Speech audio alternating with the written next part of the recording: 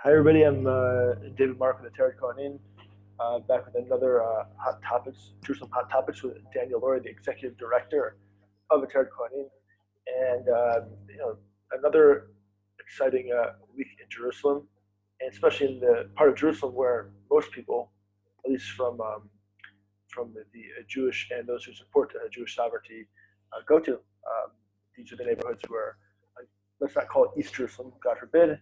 It's called Eastern Jerusalem, the eastern neighborhoods of Jerusalem, right? These are Eastern places, neighbors. the eastern neighbors of Jerusalem. These are places that are in the sovereign control of the Israeli state, and they should remain that way. And these are predominantly, unfortunately, just by the nature of the way history worked out, post 48 to have a large Arab population, but that is changing, not through any sort of diabolical, God forbid, apartheid-like means, which the leftists and a lot of people around the world believe takes place, but just old-fashioned purchases, which anybody around the world is allowed to do. And so, Daniel, I tossed the ball in your court to basically let everybody know the news this week, which I think is really just fitting in terms of the entire process we're going through. Hi, Shalom once again. Pleasure to be here. Just for all our listeners, it's worthwhile to mention, because a lot of people, have this concept in their mind of Arab East Jerusalem.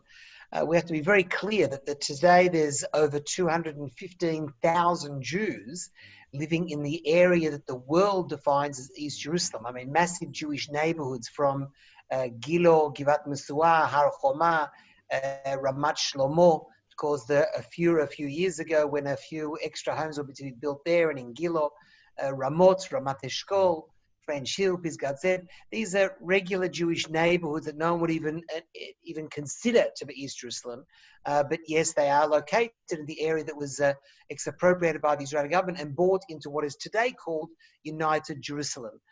The area, there's also in that same area, but not as a massive block, there's close to 300,000 Arabs also in that area, but once again, little neighborhoods all over Jerusalem. The one area where there is a predominantly Muslim or Arab majority is no question is still the Holy Basin, which happens to be the most important area for the Jewish people. And that's a lot of the focus, as David, of the work of Ateret Kohanim now for 40 years. And that's why there's Jewish life back in the city of David, the Mounts of Olives, the old Yemenite village, the old Jewish quarter, the Shimon HaTzadik neighborhood. In fact, very close to the Shimon HaTzadik neighborhood, as we pointed out, there was mentioned in this week in the Jerusalem Post, and it was picked up very quickly by a number of Arab outlets, and that was the house of the Mufti, Hajj Amin El Husseini, from a very, very well-known, famous family, even related to Yasser Arafat, whose mother was also a relative of this Grand Mufti, Hajj Amin El Husseini. Many years ago, Jewish Concerns managed to buy his property. I remember having a wonderful function there, including with even Mike Huckabee that was here at the time, and we had people celebrating the fact that there was going to be a Jewish neighborhood in the place where the Mufti once owned his private residence, and there was a hotel on the property that during the Jordanian period. It's a very, very well-known property, massive property. It's also famous because of who he was. As you would know, he was connected to the Nazis. He sat with Hitler. He sat in, was it summer, not the summer of October, November of 1941, just before the final solution. Until that point in time, Jews were, in the late 30s, were being kicked out and sent all over the world. There wasn't this mass destruction in the concentration camps that happened a little bit later. But the last thing that the Mufti wanted was to have more Jews coming into then Palestine.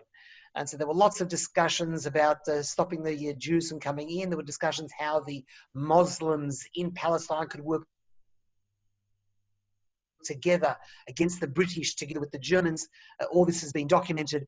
He was ultimately on the payroll of the Nazis. He established the first and only Muslim SS unit called the Hanjar, that wiped out Yugoslavian Jewry. It's just mind-boggling if you look up and understand what happened in history.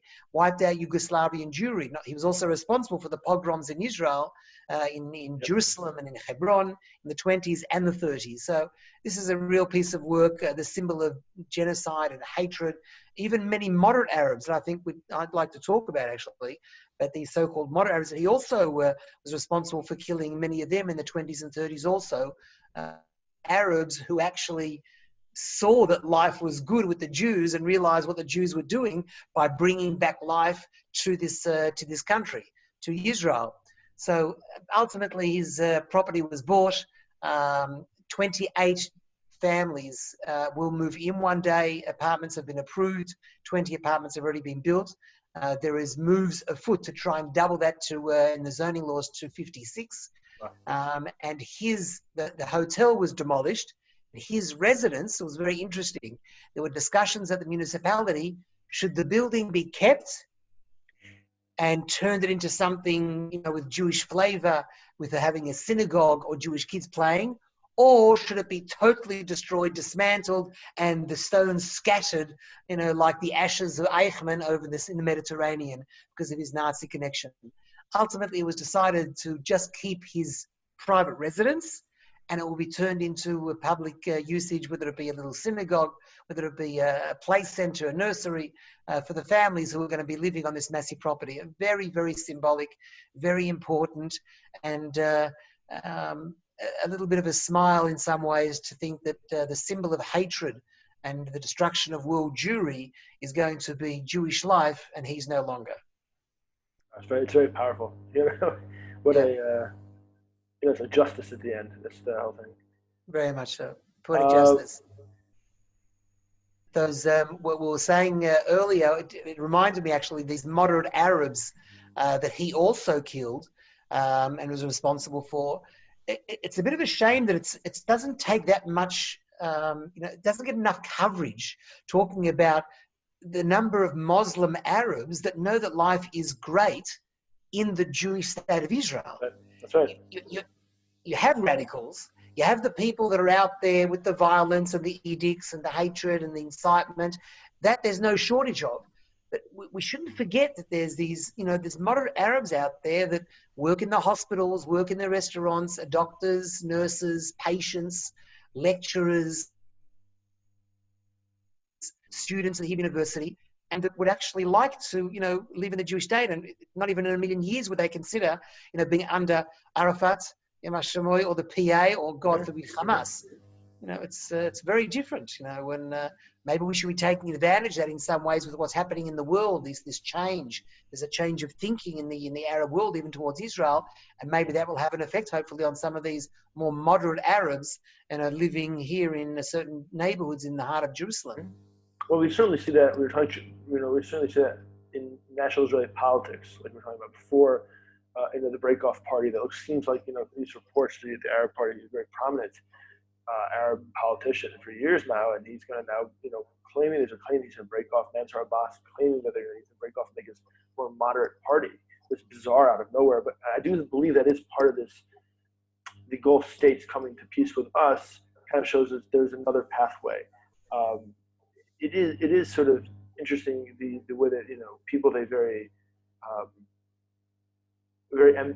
a lot of amnesia when it comes to history, and the fact that Husseini did not represent all the Arabs. But what is interesting is the assumption is we came here causing them to get angry, and then they're rioting. It's not, and we all know that's not the case, right? The case is this guy was working hand in hand with Hitler, and in a sense, he was. We don't know, but it would assume to be before him and Hitler. We don't know the life was much. There was already the 1920s when he first came about, and then Hitler in the late 1930s. But correct me if I'm wrong. How many pogroms existed before 1900 in Jerusalem? I'm saying. Well, I don't believe there's a recorded. Was there really a pogroms where this guy came about? listen, there are Jews that have been killed, even in the 1840s. It's not like it was free of hatred. There was always some hatred. There were always some radicals. Definitely. Shlomo Zalman Zuref was the first one murdered, and if I'm not mistaken, he's officially recorded as the first Yes, terror victim, that's true. and that That's true. was with the Hurva a long time before. But there's That's no true. question, though, that at least under the Turks, a lot of the Arabs who were here, they saw what was happening when Jews came back and the land started to give of its fruits. God has said that whenever the Jewish people come back, that's when the land will give. No one else has managed to make it into anything special. It was a backwater town for many, many years. Only when the Jews came back do we suddenly see there's a migration of Arabs from various countries into Israel or into this part of the world under the Ottoman Empire because of the Jewish investment, because Jews were returning. But of course, then the hatred was not so, it wasn't so clear because we were under the Turks. But when it turned into Israel Jewish nationalism and the possible creation of the state, whether it be the students of the Vilna Gaon who saw the redemption, whether it be definitely from the political movement of Herzl in the late 1800s, suddenly those Arabs who were here, it became polarized. There were some Arabs that were here that said, oh, this is no good. The Jews are under the Turks is one thing, but having their own state, no, this is our pan-Arab dream. Many other Arabs saw that still life was good under the Jews, and they're the same ones today that unfortunately are very silent, but they're the ones that are working in the hotels, working in the Hebrew University, working in the Hadassah Hospital, and who realize that life is great because we have brought a modern day miracle to this part of the world that is unparalleled in history. I was just telling my children a few days ago, the South Koreans did a national survey to try and work out how is it possible that the Jewish people from the Holocaust, these skeletons from the Holocaust, managed to build a state of Israel, a flourishing state of Israel, a technological giant, a military force, a moral people in a space of just a few years. What is this? What is the secret? Well, how is it happening? So, it's known, when you do the right thing and you're following God's footsteps, and then God blesses the Jewish people. And we've seen some tremendous things happening here. And I think that there are Muslims that live here who realize that. And there's no use talking about, we're not going to drive them into the sea anymore. This is their state. They're not trying to grab other states. They're not interested in taking over Saudi Arabia. They want to have a little Jewish state, and life is good here. Those who don't accept that, okay, well, maybe the place isn't for them here in Israel. They have to work out something else for people that think that they can take away Jewish sovereignty. They've tried wars, they've tried Oslo, they've tried many different ways to try and destroy the sovereignty.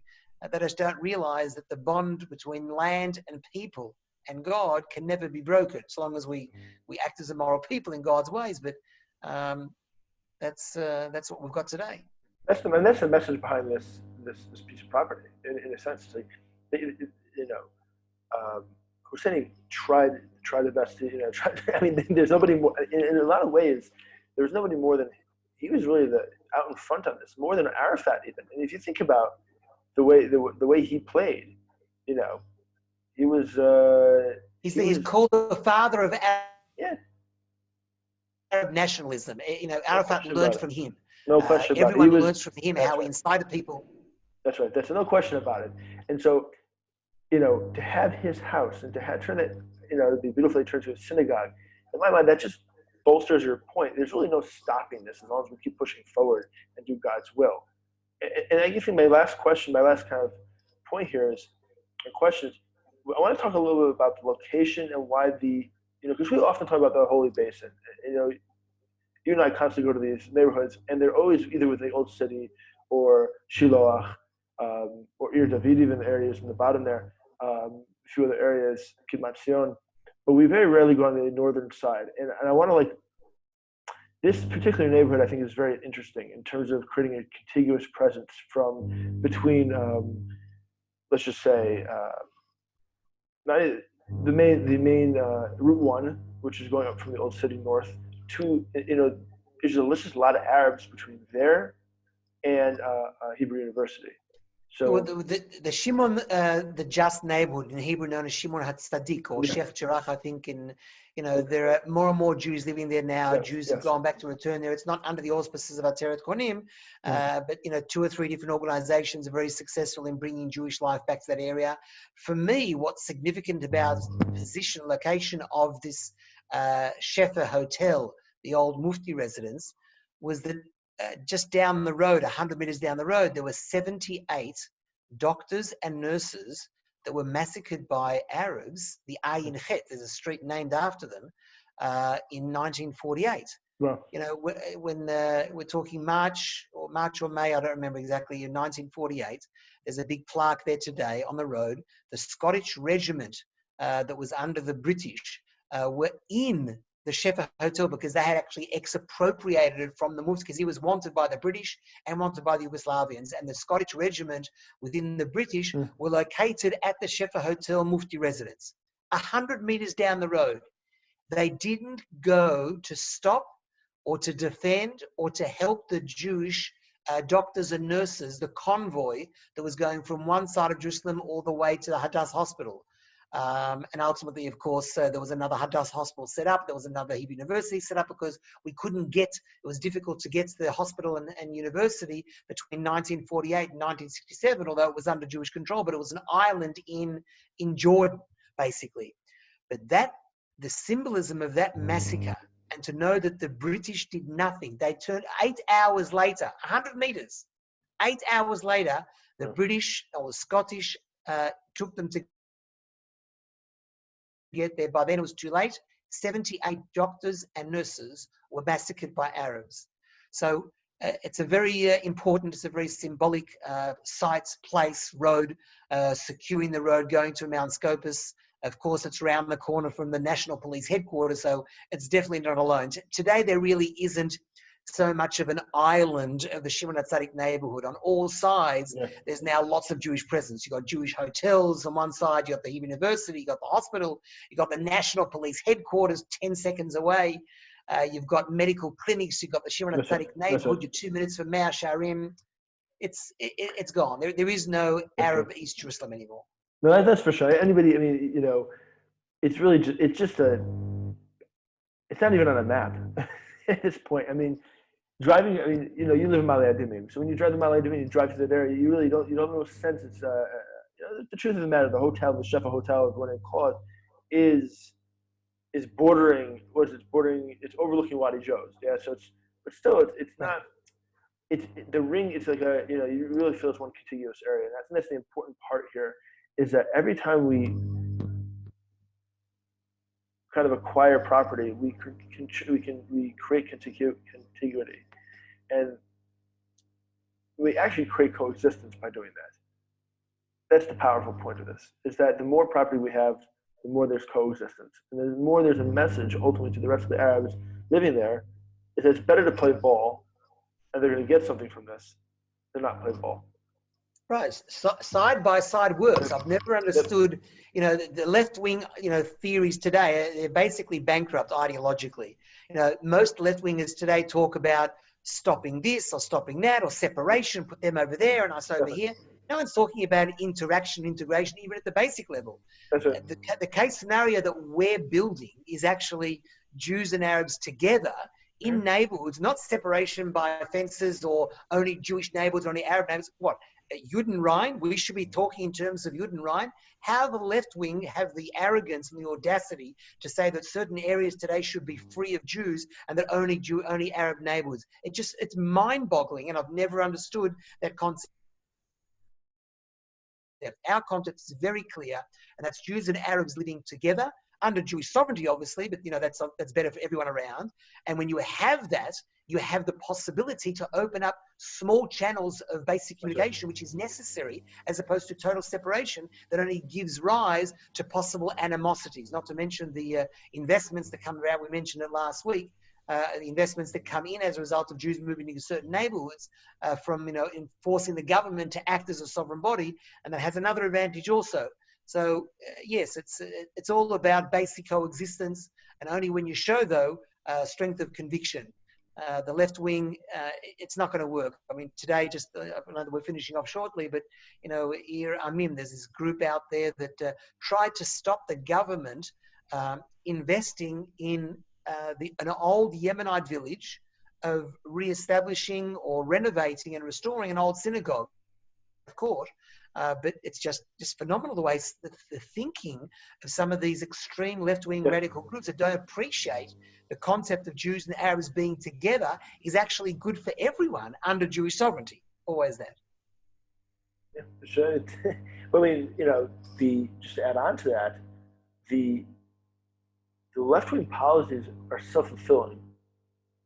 If I create separate neighborhoods that there are no interrelationships or no coexistence, everybody just, if it fills in the Arab mind and really the rest of the world's mind, that, oh, you see, they don't want to be part of us, which in reality is not true, right? We would like to have a relationship with them, but by going the way the left wants to go, we actually create the situation to disconnect from one each other.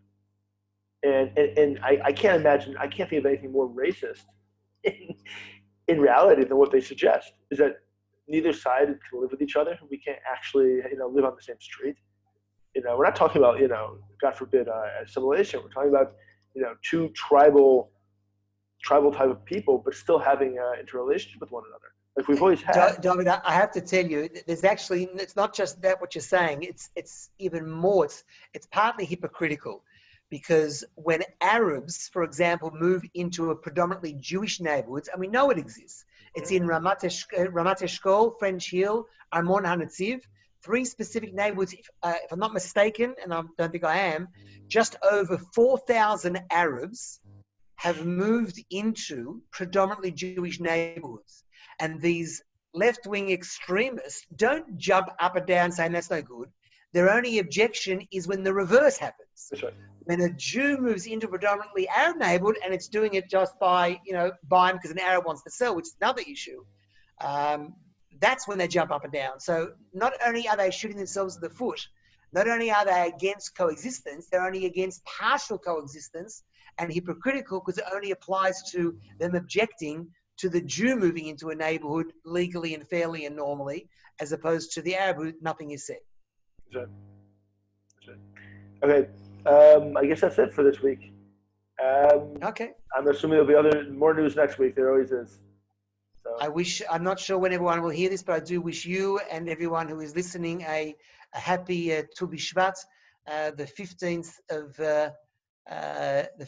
Shvat. That is the birthday of these holy trees that gives rise to lots of different things here in Israel.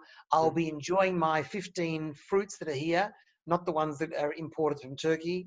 Pure fruits of Israel, like the heavenly manna that God gave the Jewish people then. He gives us in a more natural sense our fruit today, and which I'll be enjoying tomorrow night when that single day festival starts. So thank you very much, and we'll see you next week. God bless.